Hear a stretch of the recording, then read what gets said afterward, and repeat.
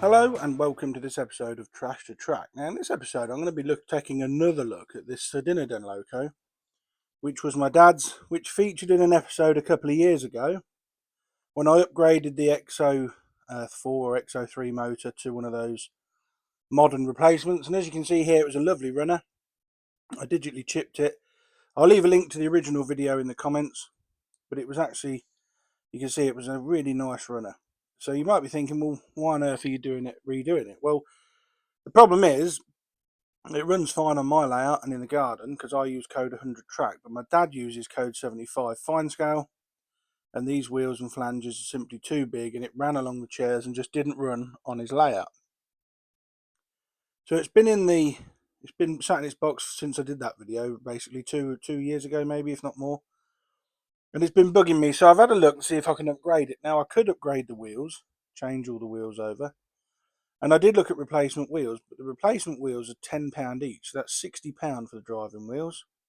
Here's the chip and the replacement 5-pole motor that I used. As I said, there's a link in the description to the old video.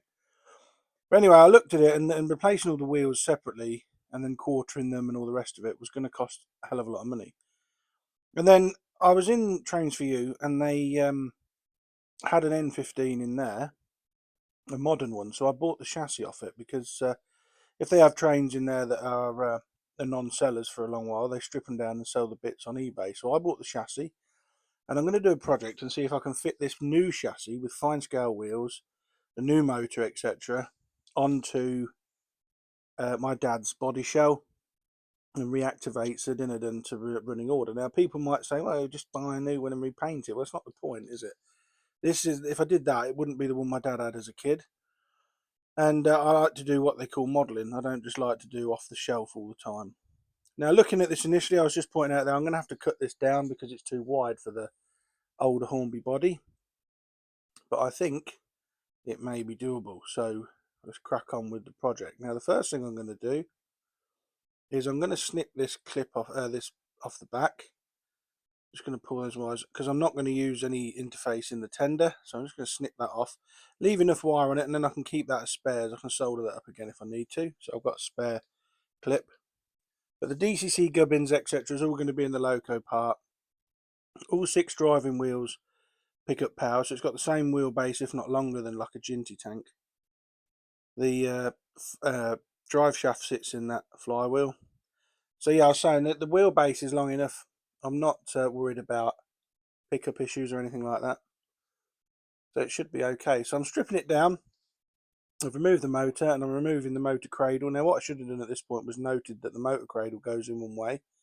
There's a cutout at the end for the motor terminals to sit through, and I don't realise that, and later on I'll put it on backwards. There's the drive shaft. Now that's interesting, I've not seen that before. The drive shaft sits in a hexagonal pull out in the flywheel, which is good, and there's the pickup wires from the wheels. Now I need to remove this plate because I need to cut this down. So I'm going to take the front bogie off because all the wheels on this need painting as well. I'm going to paint the wheels green to match the original. Sorry if my voice sounds a bit funny. I've just come in. I've suffered from a massive cold this last week, and it really has taken me back. But I'm all right today. I'm not coughing today, but my voice sounds a bit funny. But yeah, I've took the front bogie off. Keep the screw with it, and I'm going to strip all the bottom off. Take the brake ring off. Remove the screws. And to my surprise, it's a really good design. This new chassis of the N15. The contacts are spring loaded, so there's no wires. Look, that just lifts straight off. Makes this conversion a lot easier. I wasn't expecting that. I was expecting to desolder wires, etc. But no. If only all Hornby locos were this easy to work on. You can see the chassis in there. It's all in good nick. There's nothing wrong with the chassis. I'm only stripping it down because I need to alter it and paint the wheels, really. To remove the side rods, I use a 2.5mm hex driver. That takes the crank pins out. And yeah, like I said, I'm going to paint everything up. And I do find that the rail match Southern Olive Green, although not an exact match, is a very, very close match to that on Sir Dinadan that Hornby used back in the 70s, and you'll see shortly just how close a match it is. So I take all the crank pins off and the wheels out. I undo this screw, and then the cylinders all lift out as one thing, which is good. So I take that screw off, and then I lift it. You have to lift it from the top, just wiggle it a bit, and then, well, I didn't mean to pull that out there, but that lifts off, and the whole ensemble comes off together. So I'm also going to paint and line the cylinders as well. So yeah, like I said, some people will moan, so it's a lot of work. You should have just repainted. I didn't want to do that because I didn't want to lose the essence of what was my dad's model. So this is the basic chassis cut down, and I'm just giving it another test fit. I mean, I must have test fit this 50 times trying to get this to fit. So I got a little diamond cutting disc in my Dremel, and I didn't film it because I was concentrating. And I've cut down the sides of the chassis. Look, you can see where I've cut with the exposed metal. Now I've left the screw holes in for the motor mount. I have literally just cut away enough material for it to fit in the body shell. I've also cut that on the plastic there underneath the cab. There was like a plastic strengthener. I've cut that away as well. And now that chassis is fitting in the body shell. So now I'm going to try and I'm just test fitting the wheels to make sure there's clearance, which is probably what I should have done before. But yeah, it's sitting on wheels. There's plenty of clearance. So no issues so far. So far, so good. So now I'm going to go over and I'm going to hand paint the wheels, cylinders, and then we'll look at reassembling this. I'm also trying to figure out how to fix this chassis to the body. So all the wheels were hand painted, took 2 or 3 coats. Cylinders were then painted and lined with some simple white lining I had in my transfer box, just to match the original. And this is a couple of days later when the paint's thoroughly dried. And as you can see, like I said, that rail match olive green is a virtual match. You wouldn't know. If I didn't tell you I'd painted them cylinders, you'd probably think they was original. But it's not quite there. You can see it with the naked eye, but if I take the chassis out, where I did a test paint underneath, you can't tell. It's just there at the top. That's where I did a colour match. So it is virtually the same. So I'm happy with that, although at this point, like I said, I'm not sure how I'm going to fix the chassis to the body shell yet. So now I'm going to reassemble the chassis, and I'm going to start by cleaning the wheels because I've painted them. There is some paint on the wheel treads. Cotton bud and some WD-40 contact cleaner this time, just to cut through the acrylic paint and make sure the wheel treads are all nice and clean. I also did the wheel backs and cleaned the axles, just as a matter of course, because I will add some fresh lubrication to this. So yeah, just cleaning everything up so it's nice and clean, ready to be reassembled. And then the wheels go in. That one goes in the front, like that. And then I clean the rest of them up. Once all the wheels were reassembled, I cleaned the pickups. Not that there's anything on them. Like I said, this chassis was on a second-hand model, but it's had very little use for it as far as I can tell. And the whole chassis, I paid 40 quid for the whole chassis. I didn't want the tender or the body shell, that would have just been wasted. So the model shop will sell them off, and they will make some money off that. But yeah, 40 quid I paid for this, and I thought it was worth it just as an experiment to see if it could be done. So the base plate goes back on, and that was secured with the screws. So I don't want to detract from what's going on the screen by rabbiting, but yeah, I just wanted to see if it could be done. You know, it's a nice modelling project, and the 26-minute video that this is doesn't belie the fact that it took me 2 weeks probably on and off working on this to get this to do this. I must have test fitted the chassis 500 or 600 times to make sure it was all right, but we got there in the end. Before I edited the video was actually 1.5 hours long before I edited it down. That you know, you didn't want to watch all that, but hopefully you're enjoying this. Now the wheels and base plate are in. Now the side rods go on. If you just make a mental note, if you ever do this, how they come off, and then the crank pins go in. If you do take side rods off, make sure they go on the right way. The link, if they're like this, the link often goes towards the back of the loco, and the little oil box representations face upwards. Don't put the side rods on upside down, otherwise you might find it won't run because the wheels will be too tight.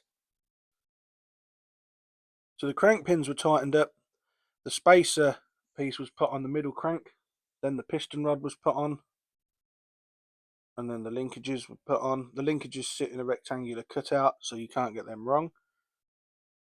Just like that. And then the crank pin on the middle wheel of this N15 is really long. It goes right through the wheel, so that goes in, and then that's tightened up with the hex driver. And the same was repeated on the other side. And then without the motor in place, if you remove the worm drive that's in that gearbox cover, you can push the model backwards and forwards to make sure there's no tight spots. So once I'd reassembled all of the valve gear, wheels and base plate, I put the motor retaining piece back in. And like I said, I've put that in backwards, but I don't realise it at the moment. I will do in a minute. I'll have to take it all apart again. There are the pickup wires. And then here we are test fitting it again with the cylinders and the motor retainer. And it is a really, really good friction fit. I mean, I could have left it, but I didn't want it to pull off one day and then fall out. So I will secure it. There is a slot in the front of the model there that I just showed you, but I don't think I'm going to be able to use that this time. Not like the Hornby one did. But it is looking good. Now, the braces, you see, I've cut the braces off because they were not allowing it to sit level. It was sitting at an angle when the chassis was in. So I've cut the braces off as well. And I'm going to put the motor back in, or I attempt to put the motor in. I put the flywheel in. And then when I try and put the motor in, I realise that it's not going to fit. And that is because the motor retainer wouldn't sit right. And that's because the motor retainer's in wrong. So if I show you, there's a cutout there, look, in that side, and that faces the gearbox because that's where the motor terminals sit. I also reroute these pickup wires through this channel, and that motor retainer also holds that weight in place that I cut, and it also holds the cylinders in place as well as the screw. It holds the top part of the cylinders in place, so I do need to put this back in correctly, and it's held in place with these two tiny screws. So it's at this point where I'm starting to become a little bit excited, thinking this might actually work, because I'm still not convinced. Even now, I'm still soldering on with it. But I know that if I don't manage to do this chassis, I can always put the old one in and then go back to the drawing board. But I found the drive shaft was easier to put in with the worm gear out. So I took the gearbox cover off, just flicked that out. I didn't need to put any new lubrication in there because the factory lubrication was still very fresh. Turning it by hand, the wheels are turning, so we're all good to go. And these wires will all be tightened up. And hopefully, here we go. I'm test fitting it again. In and out. It's like hokey cokey putting that bloody thing on. Now I'm going to DCC fit it. Now the only chip I've got at the moment that will fit is a Hornby chip. Now I don't like using Hornby chips. They don't react well to my Gauge Master system. But at this time of filming, I didn't have a choice really. So I'm going to wire this up and see how we go. Now this is a newer Hornby chip with the purple wire on it. They do tend to be okay. The older chips without the auxiliary wire on, I'd avoid like the plague. I do not like them at all. They blow very easy. They're not easily to program. But these newer ones with that purple wire you can see there tend to be okay. So I've insulated the chassis. You can see there was some insulation tape and a little bit of black tack just to hold the DTC decoder in place. And then I'm going to figure the wires out and join all the wires and solder them together. Red and black wires to pick up orange and grey to motor terminals. And this should all fit. So I jumped ahead again. I didn't film myself soldering, it's boring, but the chip's in place, all insulated. And now I'm test fitting the chassis with everything in place, motor, chip and everything. And initially it wouldn't go on. That's because one of the wires had come down the side there and was jammed between the chassis and the body shell. So I moved it out of the way, tucked it up, and then the chassis just clipped in place, fell into place on its own. And it's starting to look good and starting to look real now. I'm thinking I might be onto something here. But I'm still not convinced. I was looking at putting a screw through that hole up through the foot plate. But then I thought, well, no, because then the screw's going to be in the foot plate and it's going to be visible. And I didn't really want to damage the body shell. I don't mind cutting this bit off underneath because that really doesn't, that's by the by. But I didn't want to put a screw through it. And I did look about putting a screw through the funnel, maybe into the original fixing position at the top. But I'll ponder that, and I'm not sure. But what we've got to do now is I've got to look at the tender, because the tender also has overscale flanged wheels like these. These flanges are like pizza cutters. So I had a look round in my spares box, and what I found these wheels here. I don't know where these came from, but these are really fine. They're the right side, and this one here, like, I've already removed off the original axle, and I'm squeezing them onto the original Hornby axle. Because the axles are wide in the tender, as anybody with this sort of Hornby knowledge will know, they go straight into the plastic frames of the tender, so they're quite long. But in the end, I managed to squeeze them onto the axle. They did fit, and I put them back in. So I did the rest of them. These old Sir Dinadan wheels are going into storage. I'll keep them. I don't throw anything away. Just using this puller here, pulling the wheels off the axle, and then squeezing them on using a vise. Now I did film that, but I lost the footage. I deleted it by accident. But there, we're done now. All 6 wheels have been squeezed onto the original axles. They're all insulated. The tender does go with a bit of a wobble, so I've got to adjust one of those wheels, but we'll come to that in a minute. The tender load on Sir Dinadan is loose, so just using a blunt scalpel blade, I pull that out, and I'm going to put that aside.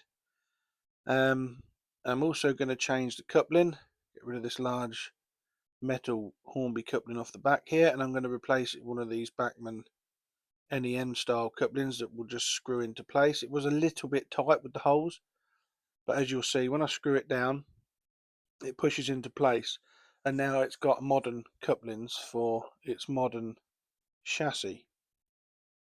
I'll just push that down there on those like that. It just clips into place, no problem. And the other thing I'm going to do with the tender is some of the white lining has been chipped away over the years by my dad or by me in my youth. So I'm just going to touch that in with a paintbrush and some Revel white acrylic paint. It is actually white and black, but the black is so fine. I'm just going to touch it in with white because you can't really see the black. I didn't know it was black until I looked at it under a magnifier, to be honest. So that's the tender done, and there's the loco bit done. Now I've not got a tender drawbar, so what I did was I looked through my spares again. I found an old Hornby Duchess drawbar which had been used as drilling practice, I think. I don't know why it's got so many holes in it, but that actually was long enough, so I screwed that in place with a self-tapping screw. And I also drilled a hole through the original.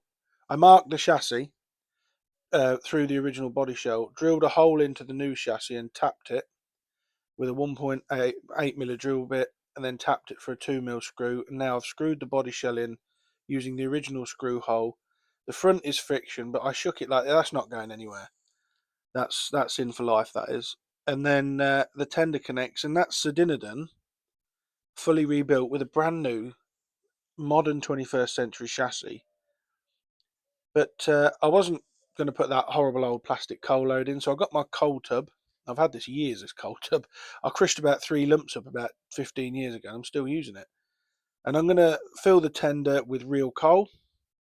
So just using this thing here, I just fill it up with real coal. It's quite powdery. And then when the finer powder goes on top, I go through the box and add some larger lumps on the top, just as they would have done in real life. And it's starting to look good already.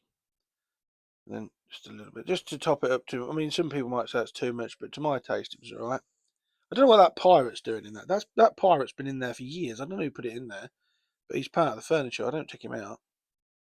So I just dampen the coal with a spray like you would ballast. Now there's a bit too much water on there, if I'm honest, but coal is hydrophobic, which means it don't absorb water. So I put plenty on, and then using a pipette, I use a diluted PVA glue mix. Now initially the first drop was way too watery, so I do that with the dropper, and then I'm going to go along in a second with a cotton bud and absorb the excess water. There you can see it sucking all the water out, and then I leave it for a couple of seconds.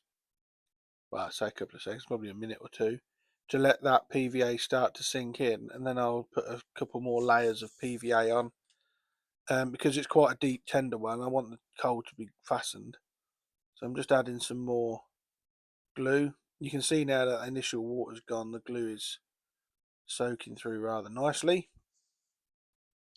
And then when this is thoroughly dry, I'll be able to finally test Sir Dinadan, because I've not tested it yet either. I've soldered all that up and I've not actually tested it, and that's genuine. I have no idea if this is going to work at this point. I was just doing this and I thought I'll test it all at the end. If it doesn't work, you won't see the video. So there's a spoiler for you. If it doesn't work, you won't see it. But when the glue was drying, I added a little bit of finer powder on top. Got rid of the excess moisture. Now, to get rid of that tender wobble, I re-gauged the tender wheels. I took them out again and used this back-to-back gauge. And this is a couple of days later. Look, that coal is thoroughly dry. And it looks rather nice. And I've also added a driver and fireman, because my dad's got something about having a driver and fireman, and it's not real. But then I realised one thing I hadn't done was check the ride height.